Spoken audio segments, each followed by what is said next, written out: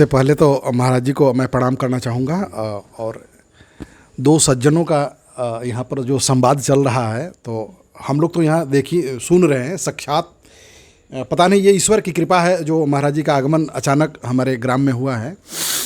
ये पुण्य, किसी समय का पुण्य रहा होगा कि ऐसे संत जो आज नेशनल लेवल पर जिनकी छवि बनी हुई है, पूरे भारत समेत दुनिया में शांति का संदेश देने का काम करें। हमारे महादेवगंज में इनका आगमन तो हमारे लिए धन्य भाग्य है। और उससे भी बड़ी बात कि दो संतों की जो बात चल रही है, बड़ा बढ़िया संवाद दोनों तरफ से रहा। कहीं पर लिखा गया है कि जाति न पूछो साधु का, पूछ लो ज्ञान, मोल करो तलवार का, पड़ा रहन दो म्यान। तो ज़्यादा मैं समय नहीं महाराज जी का बर्बाद करना चाहूँगा। महाराज जी, आज की जो युवा पीढ़ी है, स्पेशली भारत में, आपने भौतिकवाद जैसी बात कहा, मुंबई जैसे महानगर में, तो हिंदुस्तान में जो भी बड़े बड़े महानगर हैं, वहाँ के लोग निश्चित तौर पर भौतिकवाद से परिपूर्ण हो गए हैं। लेकिन भारत एक देश और एक उपमहादेश भी है, बहुत बड़ी आबादी रहती है। आबादी के हिसाब से दुनिया के दूसरे स्थान पर यहाँ पर, और उस आबादी का एक बहुत बड़ा हिस्सा ग्रामीण क्षेत्र में, और अभी भी बहुत, महाराज जी जहाँ बैठे हुए हैं ये झारखंड का साहेबगंज जिला है, और भारत के 700-800 जिला में अगर देखिएगा तो सबसे निचले पायदान पर है। ऐसे लोगों में जो हमारा धार्मिक ज्ञान है, वेद का ज्ञान है, जो वास्तव में हम लोग अब थोड़ा थोड़ा अपने आप में अनुभव होता है कि अगर आपको सच्ची शांति प्राप्त करनी है तो इसके शरण में जाना है। लेकिन महाराज जी से मेरा प्रश्न यह है कि जो आपको सोशल मीडिया अन्य माध्यम से जो लोग आपको देख रहे हैं, सुन रहे हैं, जो युवा पीढ़ी है, जो पढ़ लिख कर, उसको हम ज्ञानी नहीं कह सकते हैं, पढ़ने लिखने के बाद में उनके अंदर में एक गजब किस्म का अहंकार आ जा रहा है, अकड़न आ जा रहा है, और जो हमारे ऋषि मुनियों का ज्ञान है उसके प्रति उनका संदेह पैदा होता है। तो ऐसे महाराज जी जो आपको लोग सुन रहे हैं, क्या कहना चाहेंगे महाराज जी? जी, बहुत बढ़िया प्रश्न किया। सवाल आपका बहुत ही उत्तम है, और ये हमारे श्रद्धेय धनंजय जी के लिए एक शब्द कह दूं कि इनका जो शरीर है ना, ये सगुण भक्ति वाला है, अंतरात्मा सी वेदांती है। इसमें दो मत नहीं है कि भीतर से ये पूरे वेदांत के हैं। और जो अभी आपने कहा कि जो युवा पीढ़ी में शिक्षा, विद्या ददाति विनयम, यह तो दिखाई ही नहीं देता है। इसका मतलब उनके पास विद्या नहीं है। हमारे सद्गुरु महर्षि में ही परमहंस जी महाराज कहते थे, जो विद्या अहंकार देती हो और चरित्र निर्माण नहीं करती हो, वह विद्या वास्तव में अविद्या है।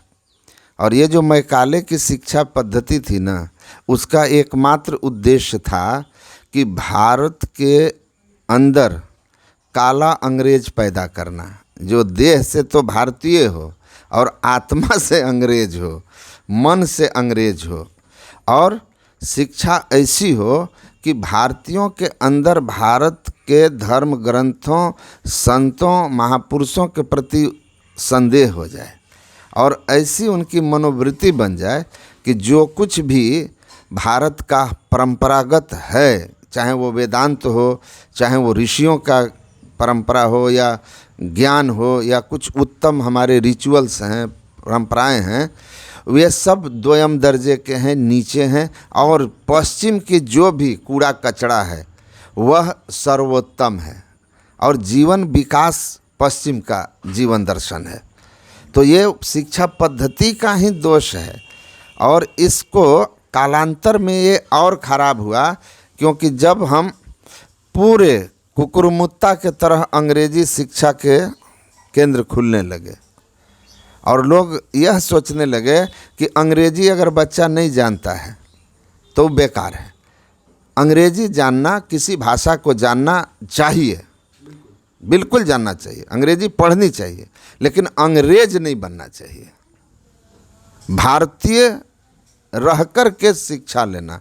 तो अभी जो पीढ़ी है ना, वास्तव में विज्ञान का अधकचरा उनके पास ज्ञान है। देखिए लुईस पास्चर थे ना, जिन्होंने ये निकाला था टीका, कुत्ता के काटने से जो टीका होता, रेबीज का। तो वो कहीं जा रहे थे तो गीता पढ़ रहे थे, वो उनके जीवन में है।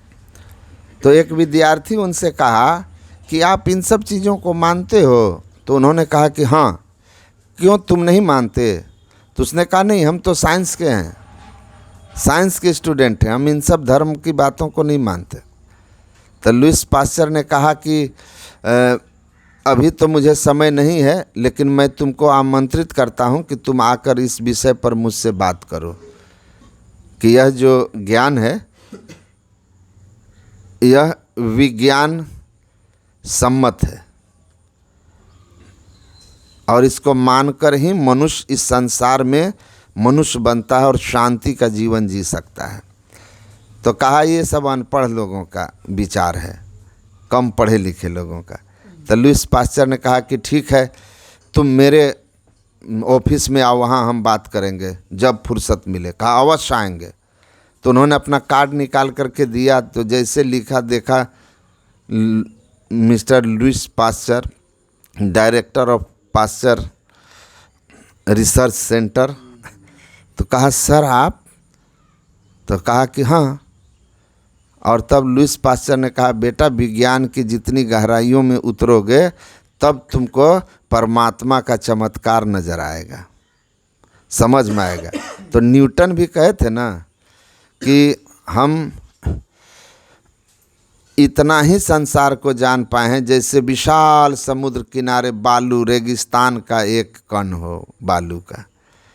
और आइंस्टीन जो थे फादर ऑफ मॉडर्न साइंस, वो कहते थे परमात्मा एक शक्ति है जिसको लोग परमात्मा कहते हैं, वो हमेशा डाइसेस फेंकते रहता है, पासा फेंकता रहता है और उन पासों को हम समझ नहीं पाते।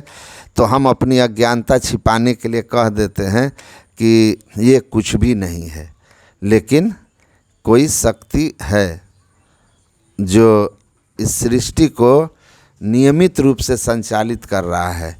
और जैसे जैसे विज्ञान की गहराइयों में उतरोगे तो तुम्हें किसी ऐसी शक्ति के होने का विश्वास हो जाएगा जो जगत को पूरे सिस्टम से चला रहा है। कोई युवा नहीं समझ पा रहे। युवा, चूँकि युवा अधकचरा ज्ञान है ना, गहराई में जाते नहीं हैं। और एक कारण इसका यह भी है, धर्म प्रचारकों के तरफ से भी बहुत सी ऐसी बातें हैं जिसको वो विज्ञान के या आध्यात्मिक भाव को समझा नहीं पाते हैं। ग्रंथों में कुछ चीज़ें ऐसी है जो रोचकता के लिए है, कुछ चीज़ें भयंकरता है और कुछ चीज़ें वास्तविकता है। इसको समझना होगा और सबके एक संदर्भ में है, वो ऐसे फालतू ऋषियों ने लिखा नहीं है। कुछ और कहना चाह रहे हैं, कहने का छिपा कर रखे। हाँ, उसका कहने का और जो भाव है उस भाव को नहीं समझा पाते हैं, भावार्थ पर नहीं जा पाते हैं, केवल लक्ष्यार्थ क्या है वो नहीं बता पाते हैं, केवल वो शब्दार्थ बताते हैं। तो लोगों को लगता है कि ये कपोल कल्पनाएं मात्र है, ऐसा क्या संभव हो सकता है। तो इसका भी एक प्रभाव है कि युवा पीढ़ी को लगता है कि ये धर्म के नाम पर जो है बहुत सी फालतू बातें हैं, क्योंकि आप उस कोई केवल शब्दार्थ बोलोगे तो फालतू लगेगा, लेकिन भावार्थ, लक्ष्यार्थ। विष्णु का 4 हाथ क्यों होगा, किसी का 5 सिर कैसे है, रावण बिल्कुल कैसे है, एक मनुष्य का सौ नहीं, एक उतना हाँ।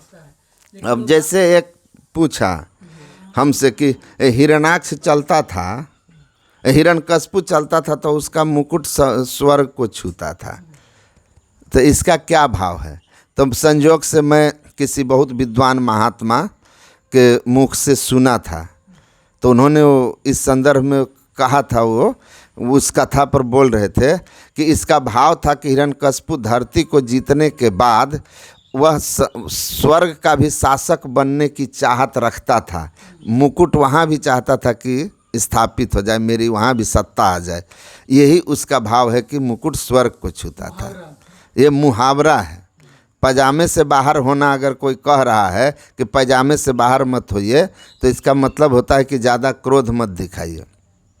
अब ऐसा नहीं है कि आदमी पैजामा खोल के भाग रहा है, तो उसके मुहावरे हैं, उनको उसी संदर्भ में आपको समझना होगा। तो यहाँ भी कमी है। और मेरी अपनी मान्यता है कि कोई भी व्यक्ति नास्तिक तभी तक रहता है जब तक वह किसी सही ज्ञानी के समीप नहीं पहुंच जाता है।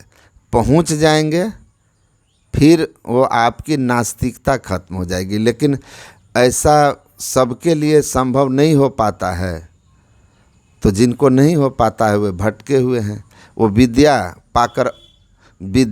पाकर विद्वान होना चाहिए, तो विद्या पाकर के विमूढ़ हो जा रहे हैं।